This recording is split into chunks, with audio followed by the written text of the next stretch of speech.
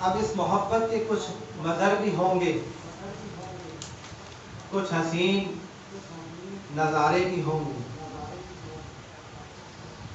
تو چلیں مصطفیٰ کریم کی کچہری میں چلتے ہیں، حضور نبی کریم صلی اللہ علیہ وآلہ وسلم کی بارگاہ میں چلتے ہیں اور ان حسین محبت کے نظاروں کو دیکھتے ہیں۔ ایک روز جمعے کا دن تھا، حضور نبی کریم صلی اللہ علیہ وآلہ وسلم جمعے کا خطبہ ارشاد فرما رہے تھے کہ حسنین کریمین چھوٹی عمر میں تھے، لڑکھڑاتے ہوئے قدموں سے مسجد نبوی میں اندر داخل ہوتے ہیں۔ حضور نبی کریم صلی اللہ علیہ وآلہ وسلم کی جب نگاہ دونوں شہزادوں پر پڑتی ہے، آپ دیکھتے ہیں کہ میرے شہزادے سرخ لباس زیب تن کیے ہوئے لڑکھڑاتے ہوئے قدموں سے آ گئے، تو آپ سے رہا نہ گیا اور ممبر سے نیچے اتر گئے خطبے کو روک کر، اور دونوں شہزادوں کو اپنی گود میں لیا اور اپنے سامنے ممبر رسول پر بٹھا دیا۔ اور جب ممبر رسول پر بٹھا دیا پھر دوبارہ خطبہ ارشاد فرمایا اور صحابہ کرام کو بتا رہے تھے اور تا قیامت تک امت کو پتہ چل جائے، آنکھوں سے دیکھے اور کانوں سے سنے کہ حسنین کریمین کا مقام مصطفیٰ کی بارگاہ میں کیا ہے۔ یہ تبلیغ فرما رہے تھے، میسج دے رہے تھے پوری امت کو کہ لوگوں دیکھ لو یہ حسنین کریمین کا مقام مصطفیٰ کی بارگاہ میں کیا ہے۔ یہ وہ شہزادے ہیں کہ جب نماز میں حضور سجدے کی حالت میں ہوتے تو شاید کبھی دونوں شہزادے اور کبھی ایک آپ کے کندھے پر سوار ہو جاتا، اور حضور سجدے کو کبھی طویل فرماتے تھے اور کبھی کبھار سجدے کی حالت میں شہزادوں کو اپنے کندھوں سے نیچے اتارا کرتے تھے اور پھر نماز کو مکمل کیا جاتا۔ اب آپ اندازہ کریں کہ جب سجدے کی حالت میں بندہ ہو اور پشت پر کوئی بچہ بیٹھ جائے تو پھر اس کو نیچے اتارنا کتنا مشکل تھا۔ حضور یہ عمل کم و بیش روز ہی مسجد نبوی میں ہوا کرتا اور صحابہ کرام دیکھا کرتے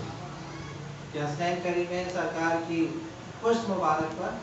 سوار ہو جاتے۔ کچھ کبھی کبھار ایسا بھی ہوتا تھا کہ کچھ صحابہ کرام دور دراز سے آتے تھے تو ان کے لیے یہ منظر نیا تھا۔ ایک روز کسی انداز سے جب امام علی مقام سیدنا امام حسین سجدے کی حالت میں حضور کی پشت مبارک پر بیٹھ گئے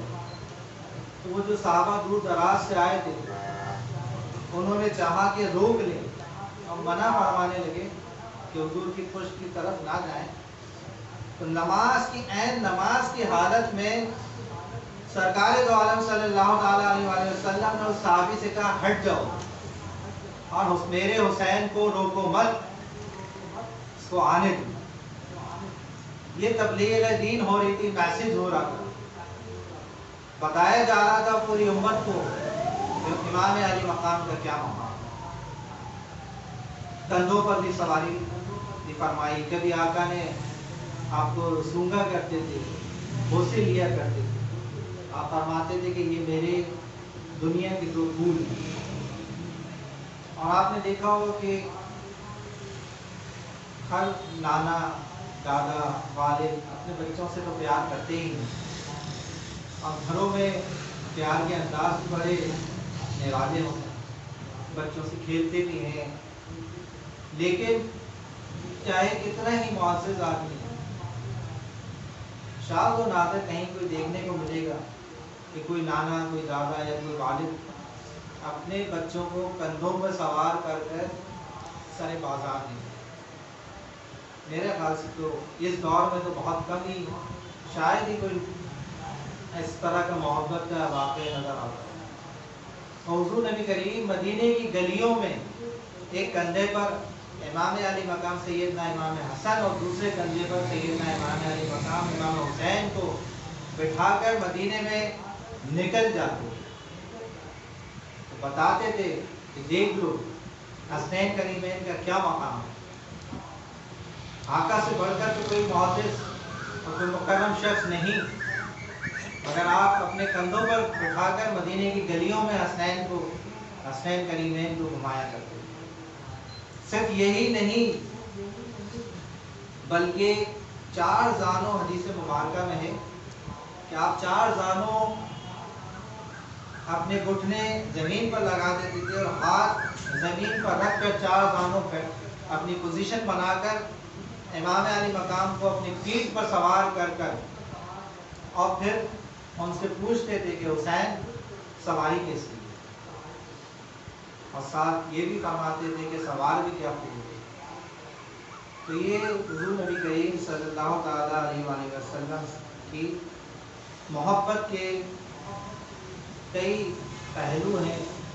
آقا نے بڑی محبت فرمائی ہے حسین کریمین سے،